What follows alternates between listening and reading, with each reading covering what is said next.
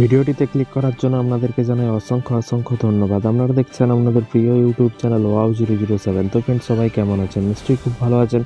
ইতিমধ্যেই বড় আপডেট, রাজ্য সরকারি কর্মচারীদের জন্য ডিএ নিয়ে কিন্তু বড় আপডেট যত দিন গড়িয়ে আসছে কিন্তু ততই কিন্তু ডিএ নিয়ে বড় আপডেট আসছে। বিভিন্ন রকম আর্টিকেলে প্রকাশ করা হচ্ছে ডিএ, বেতন বৃদ্ধি যোজনা, প্রকল্প সব কিছু কিন্তু পরিবর্তন হচ্ছে। এবং চলুন দেখে নেওয়া যাক আজকের এই গুরুত্বপূর্ণ আপডেটটিতে কি বলেছে মাননীয় মুখ্যমন্ত্রী। চলুন এক নজরে দেখে নেওয়া যাক। রাজ্য সরকারি কর্মচারীদের বাড়ছে মহার্ঘ ভাতা। নতুন বছরে মিলতে চলেছে কিন্তু সুখবর। নতুন বছরে কিন্তু মিলতে চলেছে সুখবর। 2025 সালের শুরুতেই কিন্তু পশ্চিমবঙ্গের রাজ্য সরকারি কর্মচারীদের জন্য কিন্তু বড় সুখবর আসতে চলেছে।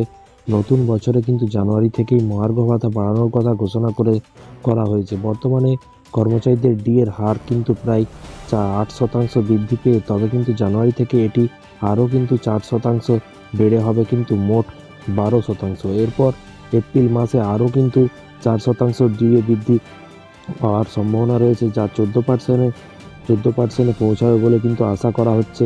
তো ফ্রেন্ডস, আরও কিন্তু 4%, 12% থেকে আরও 4% বৃদ্ধি করে 14% কি কোন রাজ্য সরকারি কর্মচারীদের কথা বলা হয়েছে চলুন বিস্তারিত জেনে নেব। এখানে বলা হয়েছে সকলের এই সিদ্ধান্তে রাজ্যের প্রায় সকল সরকারি কর্মচারীরা উপকৃত হবেন। মহার্ঘ ভাতা এই বৃদ্ধি সরকারি কর্মচারীদের বেতন কাঠামো উল্লেখযোগ্য পরিবর্তন আনবে। তবে এখনও জানা যায়নি কোন তারিখ থেকে নতুন ডিএ কার্যকর হবে। এই মহার্ঘ ভাতা বৃদ্ধির ঘোষণা রাজ্যের অর্থনৈতিক ইতিবাচক প্রভাব ফেলবে। সরকারি কর্মচারীদের হাতে অতিরিক্ত অর্থ প্রদান অর্থ প্রবাহ বাড়লে স্থানীয় বাজার এবং ক্রয় ক্ষমতার উন্নতি ঘটবে। এবং উল্লেখ্য, কালীপুজোর আগেই কেন্দ্রীয় সরকারি কর্মচারীদের মহার্ঘ ভাতা এবং ডিআর বেড়েছে 3% হারে। এই আবহে দেশের বিভিন্ন রাজ্যে এবার কিন্তু ভাতা বৃদ্ধির ঘোষণা করেছে সংশ্লিষ্ট সরকার। সেই পথে হেঁটেই কিন্তু প্রায় 2.5 লক্ষ কর্মচারী এবং পেনশনভোগীদের জন্য কিন্তু 5% মহার্ঘ ভাতা এবং ডিআর বৃদ্ধি ঘোষণা করেছে ত্রিপুরা সরকার।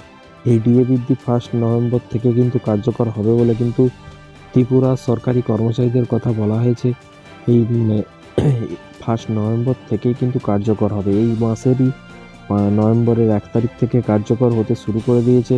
তো ফ্রেন্ডস, বিষয়টি বুঝতে পারছেন। এই ছিল আজকে একটি ছোট্ট আপডেট। বিভিন্ন রাজ্যেই কিন্তু আস্তে আস্তে ধীরে ধীরে কিন্তু ডিএ বৃদ্ধি করছে। শুধু পশ্চিমবঙ্গ রাজ্য সরকারি কর্মচারীদের 14% ডিএ কিন্তু আটকেছে। দেখুন, ত্রিপুরার সরকারও কিন্তু 12% থেকে আরও 4% বৃদ্ধি করে কিন্তু বৃদ্ধি করেছে।